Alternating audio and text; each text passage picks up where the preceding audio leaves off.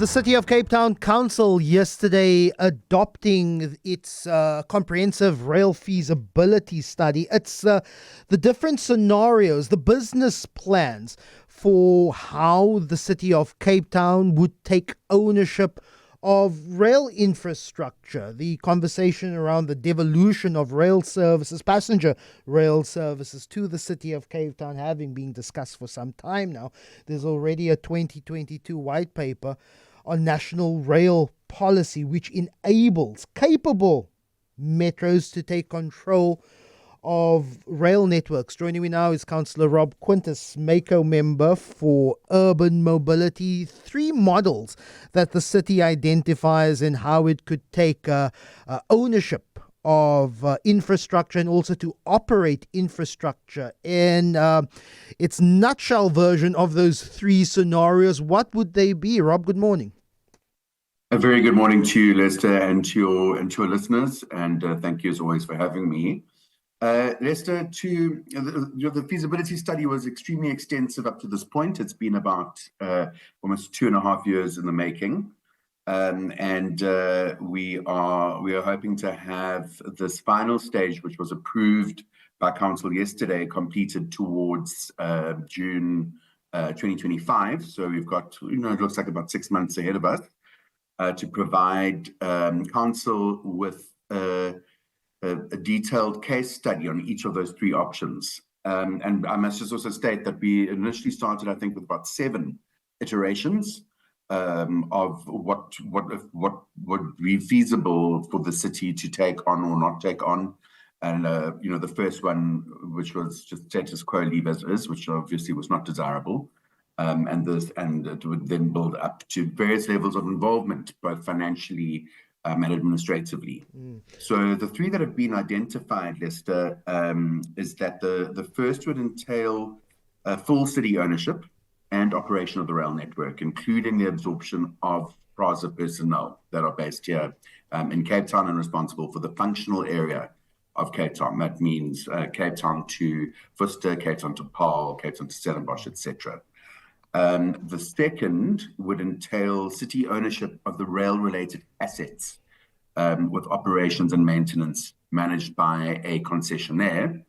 And then thirdly, the model that is going to have a comprehensive study is where there is a full concession provided to someone who operates, has a proven track record of operating efficient rail systems, and then have them provide that fully integrated solution for us.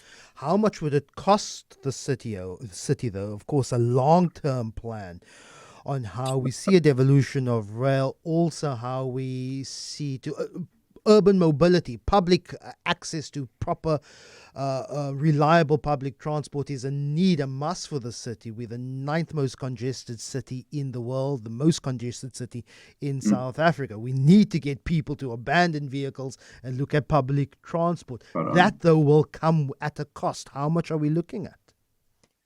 But before I give everyone a mild shock, I think it's important to note that in terms of global thinking in transport economics, and it's because it's a global, I'm going to use the dollar currency. Every dollar spent in public transport, transport economics indicate that provides a $4 return on investment in our economies. So, we know that there's a lot of potential to be unlocked, and we are under no illusion about the enormity of the financial implications here, and we'd be very much dependent on subsidies from the National Department of Transport through via Treasury. And what we're seeing in terms of our modeling is over the next 30 years, a requirement of 123 billion rand over 30 years. With a substantial subsidy from national government to get our rail to be the kind of first world city type of system that we want for Cape Town. Yeah, and if we plan to be a growing world city of easy, accessible, reliable public transport, which could hopefully sees people being closer, have access to places of work and opportunities. That then has the effect that maybe household income could also then be boosted, because people are spending. The statistic is that the average domestic worker in South Africa pays something like 45% of their wage simply just to transport. Up to 60%, in fact, Yeah. Lester, between 45 and Yeah. 60%. So I think it's safe to hit around about the 50% mark of a But household income for working class families is being spent on just getting to and from work. What remains of your wages or your salary, of course, need to then go for rent and for food and for school uniforms and whatever else is required. there is the legislation and the policy papers that speak to the devolution. You have the Land Transportation Act. We have the 2022 white paper. There, of course, needs to be then political will, but then also an appetite of PRASA, who has billions of rands of assets when it comes to the infrastructure, the trains themselves, the locomotives. In order for them to hand over these assets or even sell assets to the city of Cape Town, how do you get over that hurdle where PRASA says, well, we own this, it is part of our infrastructure asset book, why would we want to sell it to the city of Cape Town, Rob? I think this speed train is going off the tracks, and as far we're putting the cart far before the horse, or the carriage far before the locomotive engine. In this conversation, I think that really we have had substantial cooperation from PRASA recently around the signing of our service level plan between the city and PRASA, which was signed this week.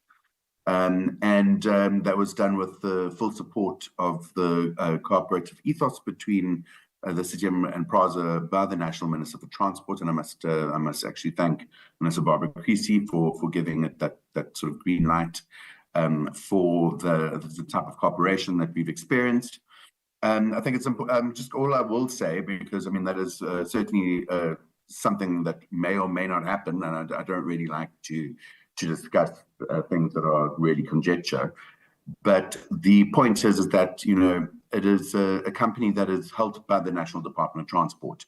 So I don't believe that any decision can be made by PRASA that would not be in line with whatever agreements might be made with the national government. Yeah. So I think we're kind of shooting the breeze here with sort of because we want a reliable rail service, and yes, it has improved, and we can talk glowingly about the southern line and the northern line that's been opened, that central line that's slowly but surely getting to Kiewit, which I hope will soon be fully operational.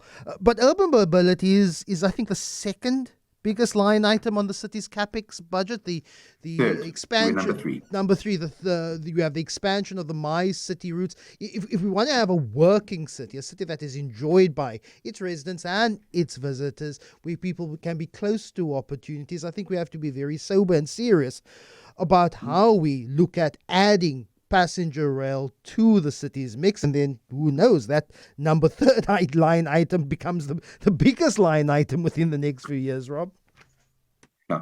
So look, we, as I said, we would have to, there's no way that the city can take this on if whichever one of the case studies, because I mean, bear in mind, we only received the approval by council yesterday to do a deep dive into the 3 iterations in terms of case study, business case studies.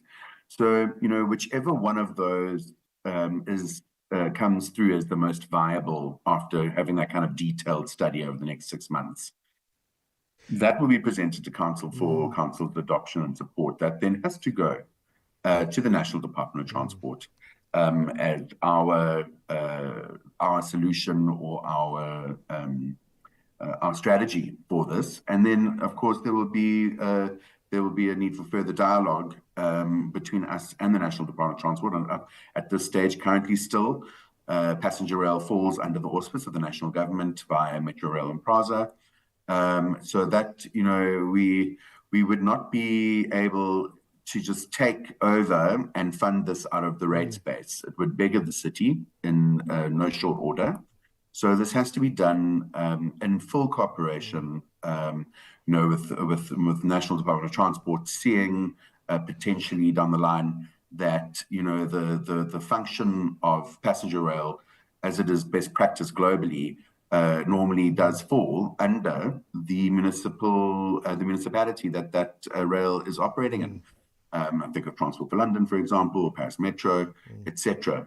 And the reality is that the city is the land, is responsible for all land transport, and we are the authority for all land transport. But it has always been an anomaly that the biggest mass people mover, which is rail, anywhere in the world, falls under the auspice of another authority. Metro Authority. Rob, just for interest's sake, if urban mobility is the third line item in the CapEx budget, what's the top two? Is it sewerage and water? I know there's some big water projects water that's and sanitation. Yeah. Water and sanitation, and then energy. There we go. Councillor Rob Quintas, really appreciate your time. Mako member for urban mobility.